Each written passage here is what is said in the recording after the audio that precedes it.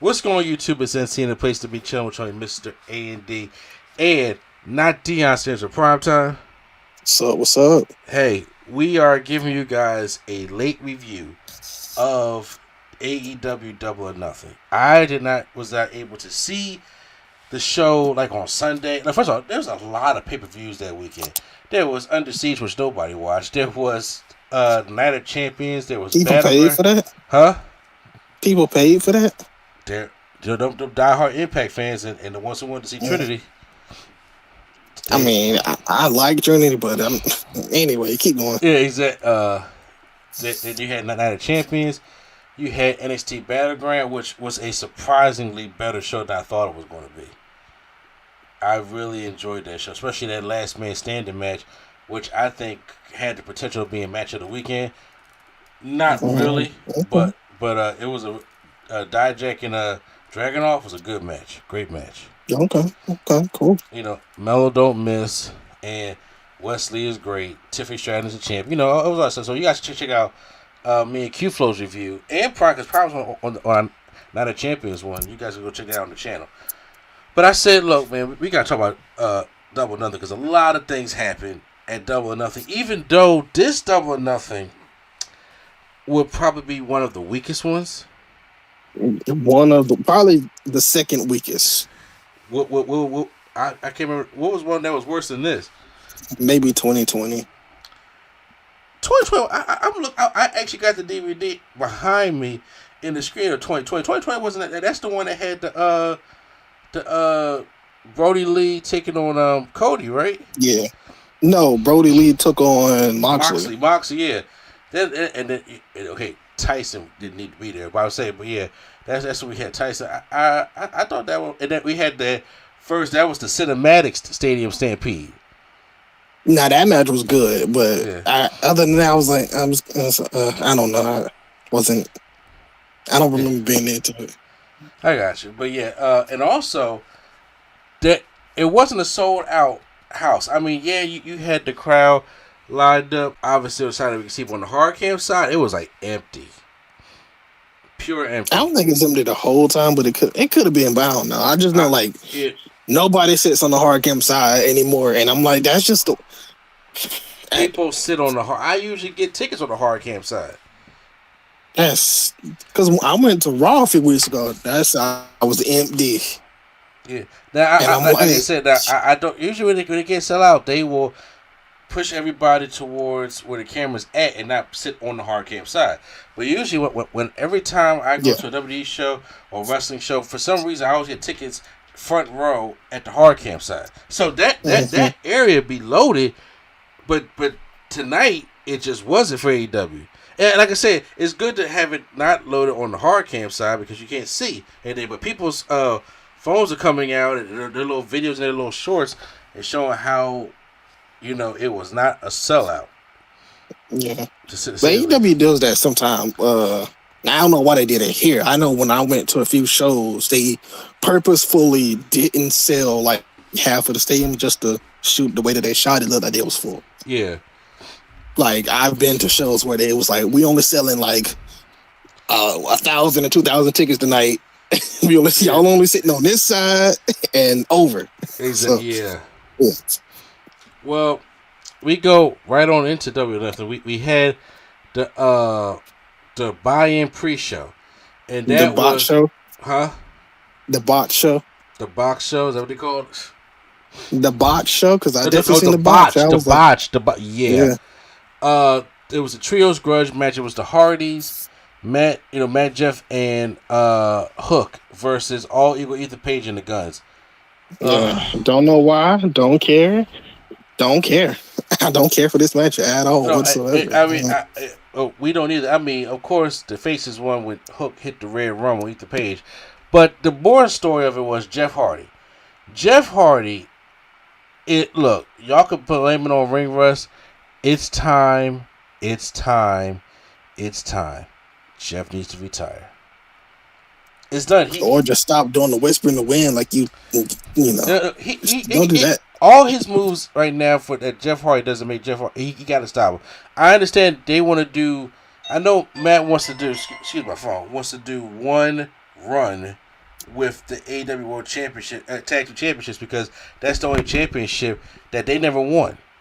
The Hardys have won all the major wrestling tag team championships, but they never won the AEW tag team championships. And I know they want to add it to the wrestling before the career is over. But look, Jeff messed that whisper in the wind. They could have already had them if if Jeff didn't behave himself. You talking about? Yes, because they were supposed to win the titles like that week. Yeah. So they could have had them already and retired probably by now. But yeah, but Jeff had to go to the Red Raw. I'm playing. Then he tries to go for the whisper in the wind, and he just falls off the ropes. I was like, "Oh, it's over." And it's probably a bad decision you had there wearing them damn red pants, which is just a lot. Then Dr. Martha Hart joins Renee Burkett on the ramp for the opening ceremonies of the Owen Hart Foundation tournament, which will kick off in Canada and then finish off at the Calgary Stampede, they said. So I thought it was, maybe I heard it wrong, but I thought it was supposed to start off at Forbidden Door. Forbidden Door's in Canada. There it is. You're right. My bad. That's right. And then Tony Khan came out there with his little top hat that's looking all silly and stupid. So then that's when the main card begins for Double Nothing. We start off with the AEW International Championship Blackjack Battle Royal. If that was a lot, it was. So, in this matchup. Well, we not about to go through the competitors. Just know who you want to be in there. It's probably in there. They don't got nothing to do to the show. But it's no hope. Like, it's no storylines going on. It really isn't. I mean, it didn't get interesting until like the last. It was like Trent. What was it? Swerve. Big Bill, like those were like the final ones left, and then Orange Punch to Swerve to the outside, and Swerve did like the Shawn Michaels 2010, I think. Yeah, I mean, but yeah, it was. I was like, okay, he eliminates Swerve, and then Orange Cassidy wins it. So yeah, just like Prime said, all the people you thought that have nothing to do was in this matchup. And then I'm like, and they don't they just signed Jay White, and they don't even know what the fuck he's in a battle royal. That means nothing. Now, they used to be exciting doing these kind of battle royals, but I guess since they do them a lot or whatever, it's just not. That's why they had to do the blackjack, but it's still like a battle royal. It's just like they need to do something different. That's not allowed. Like I ain't saying take a page out of TNA's book, but I mean Destination X. You make up your own King of the Mountain something. But I'm saying, but the thing is, they got the whole. Usually at Double or Nothing, with the Vegas theme, they have the battle royal, and it'd be like the spades and the jacks and all that come out. Yeah, but they always do the casino battle royal. There you go. Yeah. And I'm like, so they said we're gonna do blackjack this time. And I was like, okay, well, that's the same thing. Like, that's just stupid. I like, just do the casino battle royal. Have the Joker be, maybe Jay White, I guess, whatever the case would be. And somebody you would think is in there, because there was no way going in this. I was like, there's some people I can see going here and building, but there's no story to go to it. But then as we go throughout the night, we see what's the story. Why do we need that? Next up we had the unsanctioned matchup, which is Adam Cole, Baby. They come out with Roderick Strong and Sabu versus Chris Jericho with the Jericho Appreciation Society. I mean, folks, where's the lie? Where's the lie? First of all, can I just tell you about how completely useless Sabu is? I mean, he put somebody through a table. Barely. And then left for the whole match. And then left. I'm like, how is he supposed to be the special, I guess what do you call him, like, hardcore enforcer? And then he does one barely table spot, and then it's like, okay, that's the end of Sabu. I assume they couldn't get RVD, so that's why. There's no way you mean to tell me I would have passed up RVD to get Sabu. There's no way. You could have said, they don't even need to be doing no hardcore spots. First Sabu, I was like, out of all the people, I'm just saying, out of all people, if you want to say, hardcore goes with this guy, I would rather not to be that guy. At this point of their careers, I'd rather pick Bully Ray, Tommy Dreamer than Sabu. It's like it's over. It's done. Tommy Dreamer always available? He was wrestling on Impact that day. He better not have been on the Under Siege card. No, he was because I think him and Bully Ray put somebody through a flaming table. I think. I knew they put somebody through a flaming table. I don't know who. To sum this up, I can't go do a full breakdown. Some of the Britt Baker did get her licks back with the kendo stick. That to Jericho, yeah. Yeah, to Jericho. That was cool to see. Cole hit like the Panama Sunrise at the end, but then but Jericho couldn't get that. Jericho couldn't flip all the way over. Yeah, I was just like, ugh. Oh my goodness! But there's one spot he tried to do the lion saw into the super kick, and Jericho's not Ricochet. Jericho can't jump high. Exactly, like it get that bounce. So I was just like, this match was severely disappointing me for an unsanctioned match. Mm-hmm. It was severely disappointing. And then they had some of the worst finish in wrestling matches, which is the kicking too much ass finish. I hate if this is an unsanctioned match, which we know what that means, or a lights out match, whatever they want to call it. Why is Aubrey Edwards going to stop the match because he was beating the shit out of Jericho with a steel chain? It's unsanctioned. Let him beat the shit out of him and don't stop the match by this. Hey, Jericho knocked out. It's over. Ding, ding, ding. Don't stop like, oh man, he's kicking too much ass and it's unsanctioned. That stuff bothers me. Remember that with the Braun Strowman and Roman Hell in a Cell match? The one where Brock came out? Yeah, and wrecked everybody. It was like we gotta do a stoppage. Or the Seth Rollins and the Fiend Hell in a Cell. You gotta do a stoppage in a Hell in a Cell? Yeah, no, that's stupid. So when WWE does it, it's stupid. When AEW does it, it's stupid.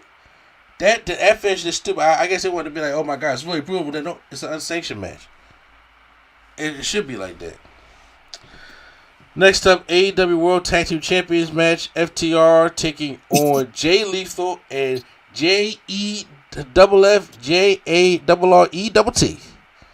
As much as he was talking, at one point in the match, I was starting to believe that they was going to win. Yeah, bro, I try to tell you. Because up until this point, the crowd was dead, and then like they started working, and Jeff started doing his like heel work, and they just came alive. Like Hogan was at the Superdome. I was like, what's going on here? When I tell you, I thought it was like the Thunderdome stuff. Yeah, but nah, it was going crazy for some reason, going wild for Jeff Jarrett for the lone outlaw. Yep. Well, going crazy. Mark Briscoe is the special guest referee. Mm-hmm. And Briscoe ejects Sanjay Dutt and Saddam Singh from the ring. And Jarrett was attempting to hit Dax with a guitar, but then ends up hitting Mark instead. FTR used the Shadow Machine on Jay Lethal, but there's no referee. So RB Edwards comes down like, don't worry, I didn't just fuck up the last match. I'm going to come out here and save this match up. But Sanjay Dutt is right there like trying to block her from the ring. She pushes him down, and then Karen Jarrett come out and hit Aubrey Edwards with the guitar. Mm-hmm. I was like, you know what? I'm not even gonna lie. See the referee take, or a woman referee take that kind of shot from Karen Jarrett. I was like, you know what? That's fine. But then Jarrett hit the stroke on Dax, but it's only 2 count. FTR hits the Shadow Machine and wins the matchup. FTR Mark Briscoe hug afterwards. Honestly, I like FTR, but honestly, Jeff Jarrett is doing something crazy. I would have him win like the international championship or something, just to say he got a championship in 2023. You know, something. You know, give him the or the trios, or the trios. You know, something. Give him the Orange Cassidy title. Yeah, that's the international. International, yeah, they're intercontinental. Yeah, give him that one. Hit it with the stroke. Ricky Starks is attacked by the Bullet Club Gold backstage. I'm like, Bullet Club Gold. That makes no sense, though. Oh, you mean like NWO Silver?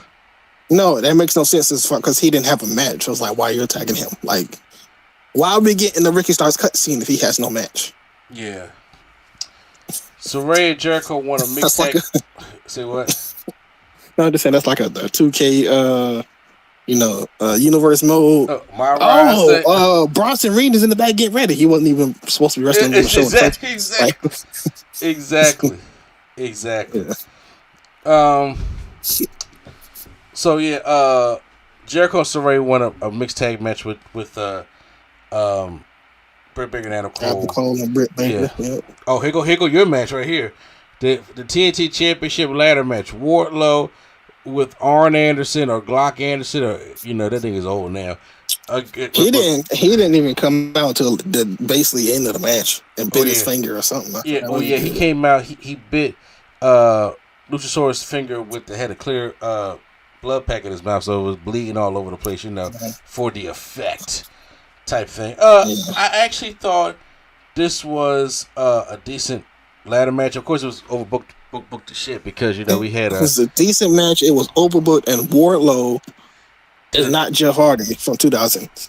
Yeah, he definitely hit Luchasaurus with a swat, which I thought he kind of overshot it a little bit. It looked like it because I was like, that was a hard landing. But Christian was like hanging on, the ladder. Arn Anderson shoved it off, and Christian fell right into Wardlow's arms for a powerbomb. He only hit one powerbomb. And then he climbs and gets the belt. So Wardlow remains championship. I mean, like I said, Christian was there to put Wardlow over. It wasn't to win the championship. I mean, if he get a Raw championship, it'll maybe TNT, but I mean later on down the line or international, but not right now. Wardlow needed this win, and we got to set up Wardlow and Luchasaurus eventually. Yeah, but also Luchasaurus definitely tried to jump on that ladder, Ricochet style, and it bent, and he fell. He fell. AEW Women's Championship matchup: Jamie Hayter versus Toni Storm. Before we get into this, obviously there was some reports that Jamie Hayter is beat up, and she's dealing with nagging injuries, so she got to take some time off. That's why this match was so short, because it wasn't nothing. I think she got injured in the match. That's why. Well, I know she had injuries. I know she was getting through them, but I think she got injured in the match, like actually in the match. Yeah, but look, she was going to do a lot anyway because they really didn't get a chance to do that. Britt Baker came in there, Saraya, they came in there, and Ruby Soho sprayed Jamie in the eyes with the spray, and they Toni Storm took off the exposed turnbuckle, threw Jamie Hayter into there, gave her the Storm Zero, and pinned her. It was only like 3 minutes. Yeah, so that's something like something must have had to go. Because the match had build, but they did not have that much build for it, like the championship to change hands, As like I said, but yeah, she also was going there with nagging injuries, so who's to say, how it went down. They also had an impromptu match, the AEW World's Trios Championship match, the House of Black taking on the Acclaim with Daddy Ass. The Acclaim did have Max Caster had a good line about Buddy Murphy getting cut by a kid named Dominic. I thought that was kind of cool. Yeah. I didn't know it was gonna be the Acclaim because it's like who else is a trio? Like that's the only trio that's on the show. That's over. Yeah. I mean the match was fine. Daddy Ass tags in. He throws the haymakers, but he ends up getting the Black Mass roundhouse kick. And it's a wrap because I was like, you don't pin any Acclaim, but you pin Billy Gunn to put the guys over. So why is he the biggest guy? Seriously. Crazy. Like, explain that to me. You know what I'm saying? Explain that to me. I mean, he was always a big guy, but like now he's like the biggest guy. Like he's like 60. Like how old is Billy Gunn? 60? Probably like 59. I'm about to say, or knocking on the door. Yeah. TBS Championship match: Jade Cargill versus Taya Valkyrie. So I like Jade's entrance. What was because I missed the entrance. So explain it to me. Oh, she just came out with some of her sorority AKA, that's right. Her sorority, yeah. And I want to just tell you how I feel about this match at first. So number one, I love Jade. And I didn't think Taya Valkyrie was going to win, and did this time because her finishing move, which is called, forgot what it's called, but it's the same as the Jaded. And she was banned from using it the first time, but now she wasn't banned for it this time. Taya did curse out the shit out of Jade Cargill though. But it's still the Road to Valhalla. That's her finisher. It's the same as the Jaded, but she hits it and Jade kicks out, and Jade Cargill hits her with the Jaded and wins the matchup. So I was like, okay, she's 60-0. Mark Sterling gets in there on the microphone and says there's no one left for her to beat. And it would kind of like linger in the ring, waiting for somebody to come out. Like technically, he was right because she already beat her. But hey. Yeah. Well, who comes out? The woman I said who's going to end the streak, Chris Statlander. She makes her return, comes to the ring, and Statlander hits the Sunday Night Fever on Jade Cargill and wins the TBS Championship. I guess they did.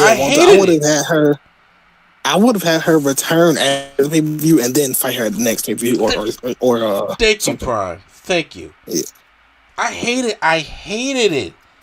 I really hated it because I was like, listen, beating Jade, she can't be undefeated forever, but beating her should be a big deal because she's 60-0, like legit, not like padded Goldberg stuff. She's 60-0 for real. So what you can do is have Chris Statlander come back, do a stare down, because first of all, what Chris Statlander did was heelish. She came in and she attacked the champion who wasn't at 100% after having that matchup. So honestly, you got Jay kind of like the babyface here, even if she's not. But I'm just saying, that's what that looked like. When she did that AKA dance, they was definitely cheering her like the babyface. So. Yeah. And so Chris Statlander comes by, we love Chris Statlander, but I mean, you build it up. What Jay was, making fun of her on social media, calling her Miss Glass, because she always says broken. You could have built into that, and you can build all up into that to at least. Now, honestly, All In is a ways away. Forbidden Door. So I was about to say Forbidden Door is coming up, like in 2 weeks, right? I'm not sure. Forbidden Door is coming up, so I'm just like, y'all could have did, because I don't know what the women's situation is going to be for Forbidden Door and Stardom and all that stuff like that, but y'all could have did something there. It could have been built up to that. You could have, that's why I was like, but just her coming out and just her beating Jade, I was like, I hated all of that. I'm happy that Chris Statlander won, but she deserves a bigger stage with a storyline going into it, so they can actually have a decent matchup. Cause I thought that the Taya Valkyrie match was decent, but I felt as though they could have had a decent match, and you could have built up to that loss to the point where it's like, oh my god, Jay may actually win this. Yes, I would have did that, or so maybe Jay goes for the main title, or Jay just chills at home for a little bit. We'll see. Maybe more women get shine since Jade is going. I don't know. We'll see. It don't matter because Tony Khan don't like the women's champion anyway. He just like the TBS championship. That's what I said. I said maybe since Jade is gone, even when Jade wasn't TBS champion, she still had the better storyline. So yeah, but I'm sorry, if she gonna take time away. I was just completely against this. So then, we had the 2-match show, which was the next was the AEW World Championship match, Fatal 4-Way, 4 Pillars match, where you could tell these guys was pissed that they didn't get a chance to be in the main event, because it was like, what's going to be the main event? The Anarchy in the Arena or this? And I thought it would be this, but once again, in wrestling, you go with the storyline, though, right? You go with the storyline, but if you're going to destroy the ring and have blood and everything and all this other stuff, I mean, I wouldn't want to be rolling around in that. So maybe that's just me.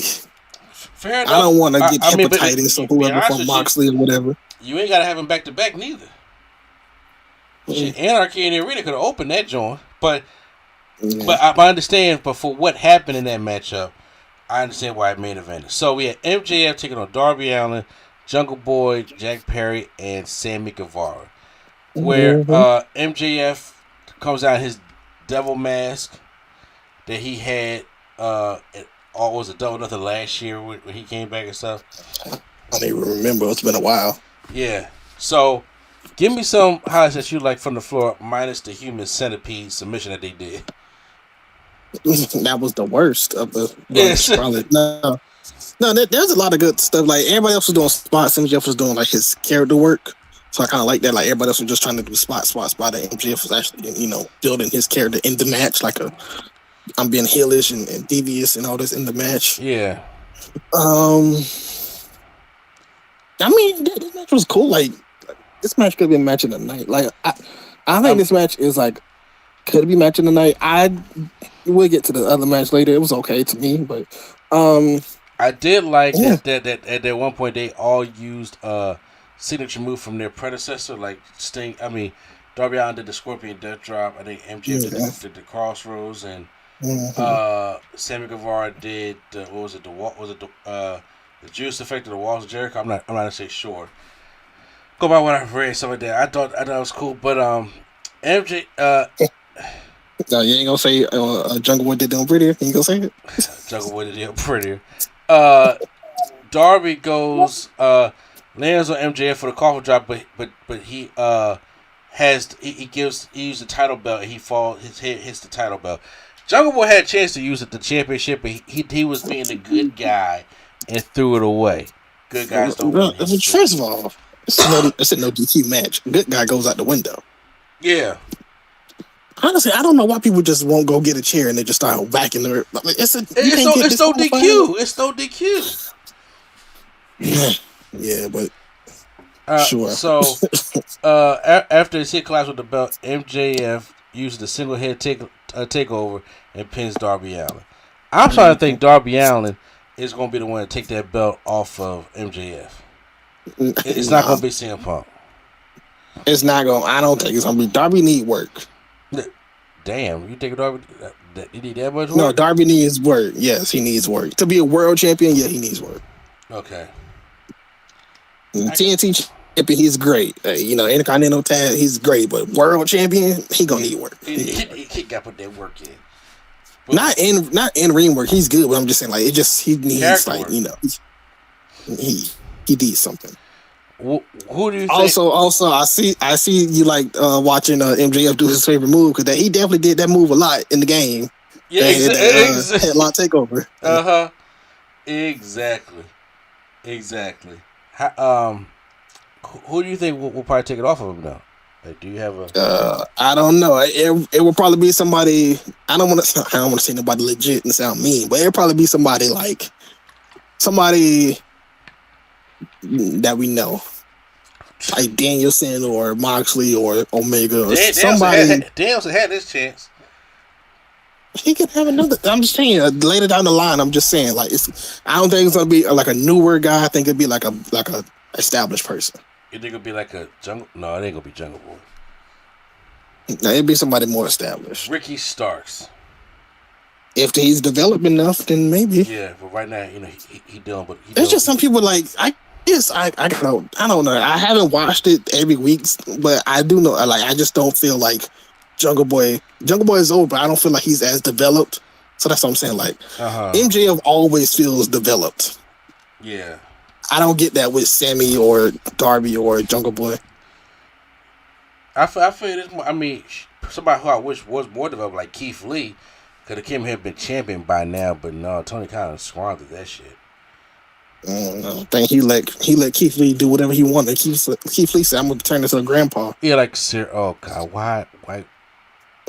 Mia, talk to your husband. You know what I'm saying? Main event time. It's Anarchy in the Arena 2. Do you like Anarchy in the Arena better than Stadium Stampede, or do you like it the other way?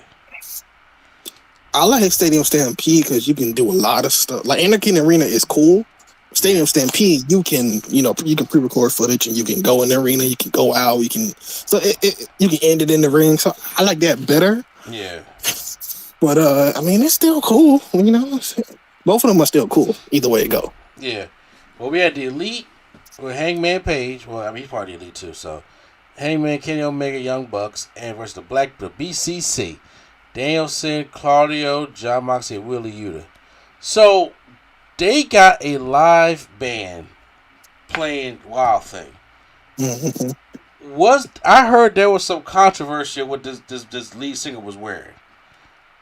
Oh, I wasn't paying attention at all. They said it was like it was a mask. It wasn't makeup, But it was like it's the thing that he do, like it's like a black mask with like red lips. Oh, it could have been. And I'm just like, oh shit, here we go. So I mean, that could be his gimmick. I don't know. Like I do not know. So Don Callis is in the broadcast position. So the match is going on, but they're still performing the music, right? And then because I think that's what happened last year. Yeah, on accident. So this time it was just like the Young Bucks went up to the guy and give him a double super kick for the music to stop. I thought that was kind of clever. There's so much shit that happens in this matchup, and a lot, like too much stuff going on because we got Claudio and I want to say it was a Hangman battling in a pickup truck, and he is apologizing to him in a pickup truck. Kenny Omega and Moxley start battling up the ramp. They find another poker chip. There's like barbed wire on there. Omega gets suplexed on the barbed wire. It was actually Claudio spiked Matt Jackson in the pickup truck. So a lot of stuff is happening. But now one of the things that happen is as Moxley has Nick Jackson, I think it was in a clover leaf. And Matt Jackson on the corner, and he's winding up for a super kick on Moxley. He goes to the super kick on Moxley, and it's an exploding super kick. I never seen no shit like that before in my life. I never seen it, but I don't think I liked it. I'm gonna tell you a spot that I definitely did not like, but that you just like because you cared about people's health. I didn't like this spot because it was stupid. I mean, well, first of all, I was like, how did they make the device go? How was he wrestling the whole time when it didn't go off? I'm pretty sure he probably put it around his foot right before and then like didn't touch the ground or touch the. I'm pretty sure it was like around the heel, so he probably touched the tip of his foot or something. I mean, a spot like that should be the finish, to be honest with you. But yeah, but you know what? What messes it up? What messes is that Mox got up 10 seconds later and just started beating him up. Yeah. See, so I was like, at least have him be out for the little 5 or 10 minutes. He got right up and then beat them both up and then he hulked up. He hulked up from that. No, I'm sorry. Yeah, the no selling is terrible to me. I'm sorry. I can't deal with that. Claudio takes off the shoe, and he like punt kicks this joint. Like, why has Claudio been a punter?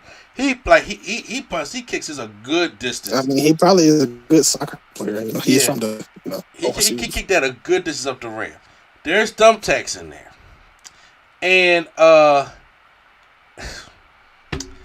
Moxley, because Matt Jackson's barefoot now, he picks him up in an atomic drop and just throws him down feet first on the thumbtacks. I've seen a spot like that happen back in Ring of Honor with remember the Knockout Butcher? What you call it did it? Joey Janela did it. Okay, he did it too. Yeah, I remember the one from the Knockout Butcher used to do it, and they used to put his bare feet on the thumbtacks also. I was like, God, that guy suck. Hey, Joey Janela did it in AEW in the early days. Oh, okay. So, that was Legos, not. Sorry, no, that was Legos. Yeah. And but then Omega comes and hits Claudio with a V trigger. And Daniel hits a running knee in the corner. Now Moxley puts. I don't like it. I'm sorry, y'all call me what y'all want. I don't like the thumbtacks in the mouth spot. I don't like them. I don't like it when they did the Candice LeRae. I don't like it when they did it here. When they put the thumbtacks in Matt Jackson's mouth, and then Claudio hits the uppercut on there, and then he ends up spitting all the thumbtacks out barely. Like that is stupid to me. I'm sorry. I know. I mean, it is stupid, but then again, I will say, as professionals, I'm pretty sure that's something they're not gonna do until they test it. Because I will fall off of stuff. I'm not putting nothing that can kill me if I swallow it in my mouth while I'm about to get like physically harmed. So exactly, you got to make sure all the fucking tax is out, and you got somebody strong as Claudio uppercutting me or super kicking me right in my jaw. Fuck that. No, I'm not. I think there's a way that they hold it. They probably you know what they could do, honestly. Put it under their tongue. And it's probably Put it under their tongue. No, they could just literally probably put it and then put it and they or on the side of their cheek, and then when they do it like that. I don't know how they do it. I just know they do it. I'm not gonna do it like, oh, okay, just do it like this. No, I'm gonna have to. We're gonna have to go over this for 4 hours at least. Yeah, study this, this, please. Yeah. Yes. Okay, you gonna hit me how hard? Okay, now I'm gonna spit it up or spit it out. Up like Triple H. Okay. Okay. Yeah, I'm sorry. I'm not doing no shit like that. Kenny Omega hits a one-wing angel on Danielson, but Yuta was there to make the save. Don Callis comes up now, and he has a screwdriver to Wheeler Yuta. And he spikes Page with it. And then Takeshita jumps in the ring, but we don't know it's him yet. And he hits Kenny Omega with a knee strike. And then when he gets up, because Kenny Omega's like, yo, you just screwed us over. And look at Don Callis, but then when he gets taken by the guy with with the hoodie on, Takeshita reveals it's him. And now it's like, oh my God, Don Callis turned on Kenny Omega. And so, Yuta tied up. He already did that. Huh? I said he already did that. Yeah, but but now having him join Takeshita because they was hitting at it for a while. Here's one knee strike, and then Yuta ties him up with the seatbelt and wins the match. After the match, Don Callis used his belt on Omega. So yeah, that's points for me. Yes, it is. I fucking have so since I have all of them, do they all count as points, or that just 1 point? You have you had them as a team. That is your team because I have the elite. I have. Okay. Yeah, I have the elite. Now, however, with you know what's coming up now. What? Blood and Guts, because we got 5, and it's gonna be like 5-on-5 in Blood and Guts. So the elite are gonna have to pick 5th member. They might pick Kota Ibushi. Yeah, that's what I'm thinking. If not Kota Ibushi, then Kota can't come back. So I mean, that's the only other person. Do you think they'll have a Blood and Guts event, or do you think they're crazy enough to do this at Forbidden Door? No, they have a Blood and Guts event. Okay, I was about to say. Now, Forbidden Door could be the event where they bring Kota Ibushi in. Oh well, then if that's the case, yeah, okay. I'm about to say you can't say like it could probably be like Kenny Omega versus Takeshita, and then something happens where they all come out, and then that's when Kota Ibushi comes out for the save. Would you say Blood and Guts till All In? Because look. Come on now. Blood and Guts is gonna be his own show. I mean, it's always been his own show. It's always been his own show. I would say, but you can always push the shit up, Why? Nah, they probably gonna. It's probably gonna be in between Forbidden Door and the All In. All In, yeah, probably sometime in July, something like that. So yes, So that was the Double or Nothing. In my personal opinion. This was not one of the better Double or Nothings. It was like a 2-match thing. It was the Fatal 4-Way. It was the Anarchy in the Arena. I did not like what they did with Jay. I thought the unsanctioned match was disappointing. I felt as though the opening battle royal was pointless, and those kind of things hurt the show a lot. Especially Toni Storm and Jamie Hayter, and she's hurt. It just it really kind of brought the show down. And honestly, when it came to Night of Champions, Battleground, and this, I thought this was the weakest one. Yeah. So, as of right now, I it's more of a thumbs down. I mean, other than the 2 matches, the 2 matches, you know what? Those 2 matches will probably make it a thumbs in the middle show for me. Yeah, I put a thumbs in the middle. Yeah, because the rest of the show was just bad. Like I said, I was really pissed off. Or I would give it an Orange Cassidy thumbs in the middle. Yeah, that's a good way to put it. Because the Jade stuff really just bothered me. But you guys are supposed to have your comments down below. How'd you guys feel about it? Hit the like button if you guys enjoyed our review. Hit the subscribe button for more wrestling reviews, wrestling content, reactions, stuff like that right here on NC Studios. So once again, this is NC in the place between Trey Sandy and not Deion Sanders for prime time. All right, y'all. All right, and the Nerd Coalition is out.